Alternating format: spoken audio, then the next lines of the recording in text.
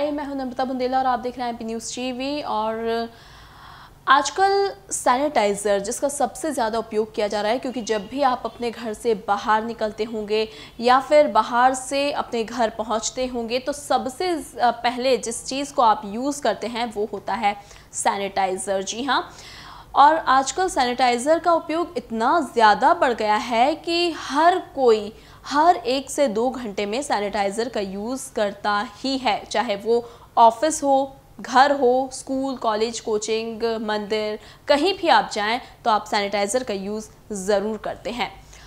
Sanitiser पर हम बात इसलिए कर रहे हैं क्योंकि महाराष्ट्र में एक दर्दनाक हादसा हो गया है और जिसकी वजह है सैनिटाइज़र। जी हाँ, हालांकि ये हादसा जो था वो शॉर्ट सर्किट की वजह से हुआ था। दरअसल हुआ ये था कि एनसीपी नेता यानी राष्ट्रवादी कांग्रेस के नेता संजय शिंदे की मौत हो गई है। बहुत दर्दनाक उनकी मौत है क्योंकि वो अपनी कार में बैठे थे। इस दौरान उनकी कार में सैनिटाइज़र की बोतल रखी हुई थी। कार में शॉर्ट सर्किट हुआ और जब थोड़ी सी आग लगी तो सैनिटाइज़र कार में था और इस सैनिटाइज़र की वजह से ही आग ने विकराल रूप ले लिया। कार का गेट लॉक था और संजय शिंदे उस कार के गेट को खोलने की कोशिश कर ही रहे थे, लेकिन सेंट्रल लॉक लगा हुआ था।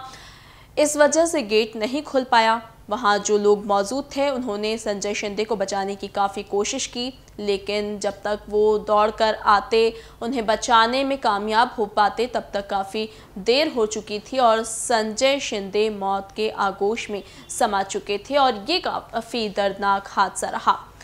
ये हादसा है महाराष्ट्र का और इसके बाद जो एनसीपी नेता हैं वो काफ़ी मायूस होते नज़र आ रहे हैं कि काश ये हादसा नहीं होता। इसके साथ ही देश भर के लोग भी इस हादसे के बाद स्तब्ध रह गए हैं, क्योंकि इस हादसे की जो वजह है वो कहीं ना कहीं सैनिटाइज़र ही है।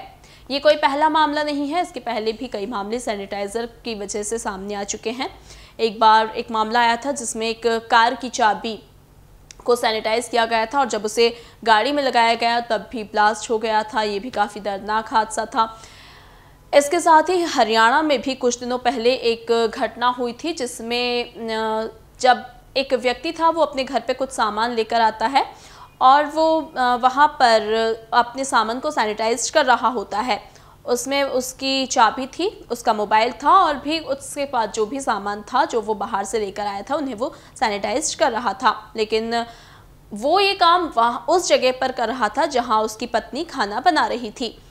जब वो सैनिटाइज कर रहा था तो थोड़ा सा जो सैनिटाइज़र था वो उसके कुर्ते पर गिर गया था और वो आग के बिल्कुल पास में खड़ा हुआ था और आग उसके कुर्ते ने भी इस दौरान आग पकड़ ली और वो 35% झुलस गया। उसे अस्पताल ले जाया गया और काफ़ी मात्रा में वो उस दौरान जल चुका था। और ऐसी ही कई घटनाएं हैं जिस घटना के पीछे सैनिटाइज़र कारण बना है।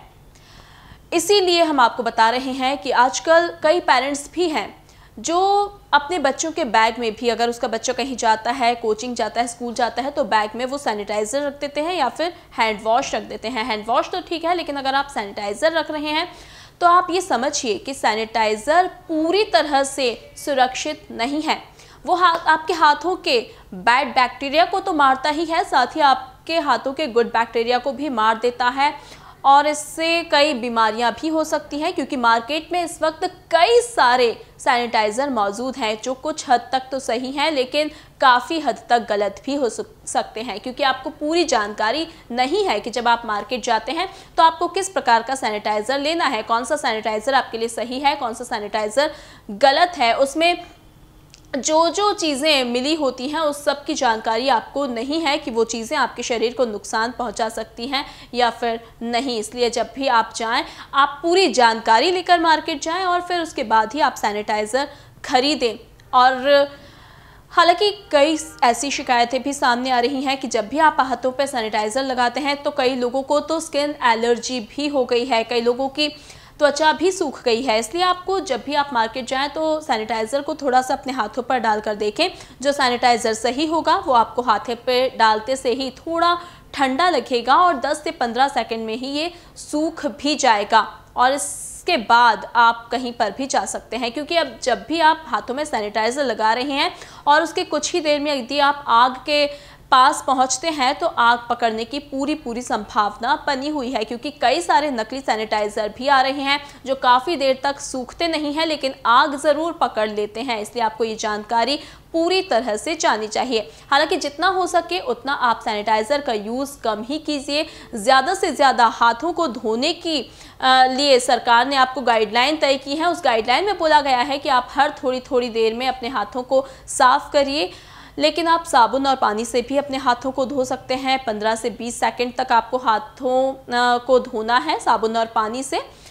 अगर ज़रूरी हो या फिर आप बाज़ार में हो या कहीं और ऐसी जगह हो जहाँ पर आप साबुन और पानी का इस्तेमाल नहीं कर सकते हैं, तो ऐसी स्थिति में आप सैनिटाइज़र का यूज़ कर सकते हैं, लेकिन बेवजह सैनिटाइज़र का जितना हो सके कम ही यूज़ करना अच्छा है। Thank you. एमपी की नब्ज, एमपी का हाल, मध्य प्रदेश की हर खबर एमपी न्यूज टीवी के साथ। लगातार खबरों के लिए सब्सक्राइब करें हमारा YouTube channel MP news TV. Latest updates के लिए बेल आइकन दबाना जरा भी न भूलें।